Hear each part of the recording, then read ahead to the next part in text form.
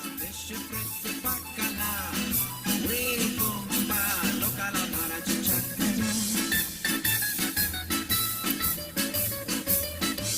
Welcome to Flavor Flex, good mood, where it's all about having a great time in the kitchen. Not only was my mom a great cook, but she loved to bake.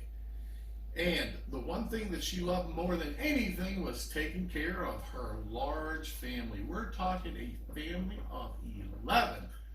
Wow. So today we are honoring her with making one of our favorite recipes from the cookbook that we put together in her honor. Today we're making Grandma Tina's chocolate chip cake. Are you ready to bake? Then let's go. Flavor Flex.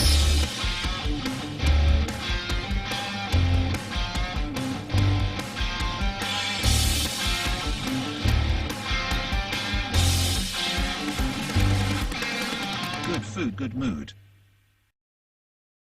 So let's get started. You want to grab a mixing bowl, and you might as well grab a wire whisk. We're going to need that, and we're going to start out with 1 box of cake mix. You can use butter flavor, yellow, probably even white. I use butter flavor because it tastes like butter. So add that to your mixing bowl, and to that we're going to add in 1 small box of chocolate instant pudding. You're going to dump that into your cake mix. And to that, we're going to also add in 1/2 cup of sugar. Now you're going to take your wire whisk, give that kind of a stir, just to kind of mix it sort of all together, get it nice and uniform. Doesn't have to be perfect, but just a nice quick little stir. And now, to that, we're going to add in 4 eggs, 3/4 cup of oil. I'm using canola oil. Vegetable oil will work. I'm going to stay away from olive oil. 3/4 cup of water. And we have here 1 8-ounce cup of sour cream. This is one of the ingredients that makes this cake so incredibly moist and delicious. So we want to get that all poured in there.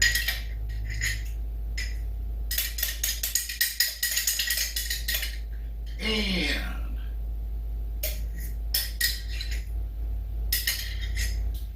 we're going to grab our wire whisk. We're going to get started mixing this up. You can use a stand mixer if you want. Keep it on low speed. You really just kind of want to get it mixed. You don't want to overbeat it, just until all the ingredients are mixed together.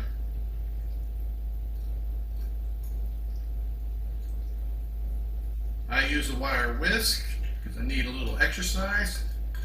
Like maybe some of you, I had a little too much pasta over the weekend, a little bit too much dessert.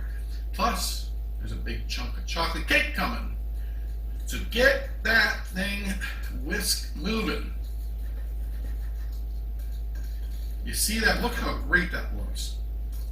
Oh, so smooth and chocolatey. I can just eat that with a spoon. So, I'm going to set that aside for a minute. We're going to get out our, almost forgot the best ingredients. We saved the best for last. 6 ounces of chocolate chips. Dump that in there. Give that another stir around.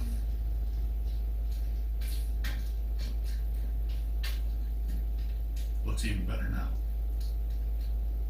All right. So now we'll grab the prepared pan. It's a bundt pan. I use cooking spray for baking. You can use a little bit of oil with the flour sprinkled in and dusted around the inside. But I find this works great. So we'll take that there. Come back to this and we'll start pouring this in to our bowl. You can kind of turn it as you go. That way you get everything nice and even.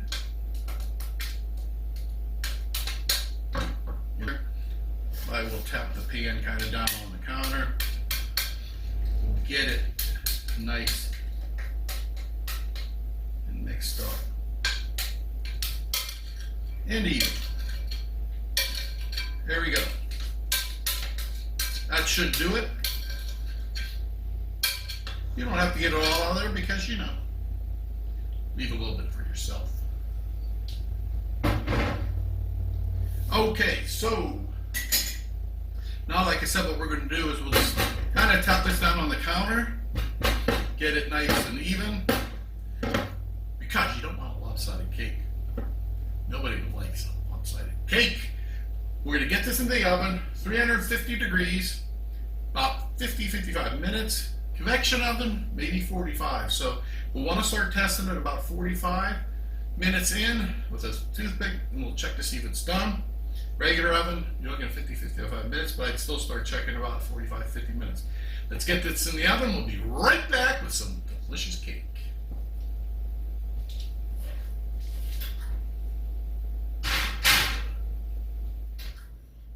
Would you look at that?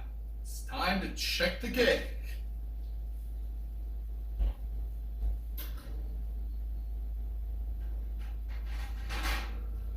So what you want to do is, and you can do this at the stove, you just want to grab a toothpick,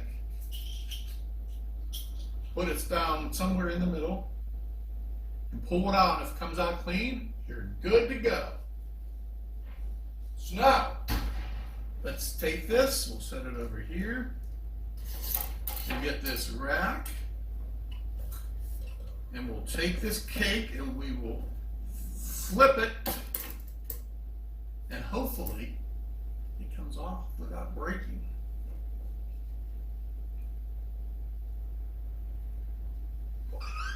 Wow! I'm ready to dive in right now. Let's give it 10-15 minutes, if we can wait that long, and we'll be back and we'll get it plated up. Give it a try. I can't wait any longer. So here we are. Let's get ready to taste this. So what I normally do is I give this a dusting of powdered sugar. I love this thing. A lot of you people are probably familiar with this from back in the day. We use this, and I still use it to do flour for baking and breads and pizza dough. I love that thing. So there it is.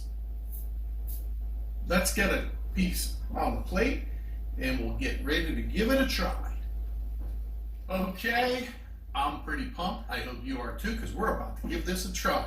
Now, normally when I'm getting a piece for myself, I use this to get myself a chunk.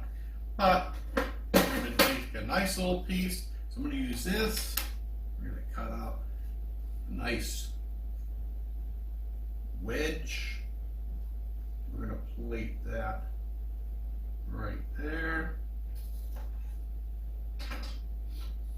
And you know we got to add a scoop of vanilla ice cream.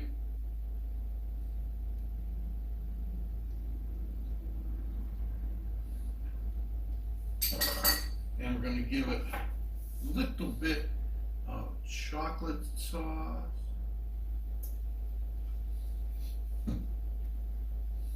Maybe if you're feeling a little crazy, a little bit of caramel.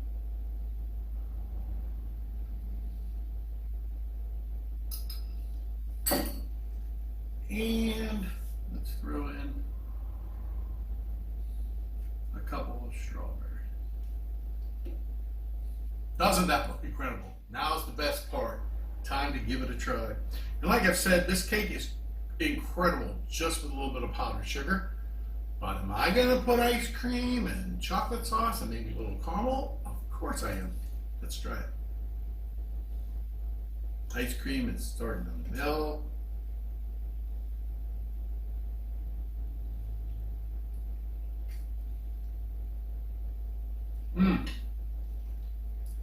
Man, that is incredible. So So delicious, so chocolatey, you'll love it.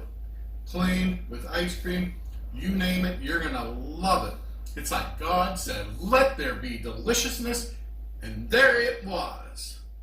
Thank you for coming to the kitchen. Here's to good food, family, and good friends.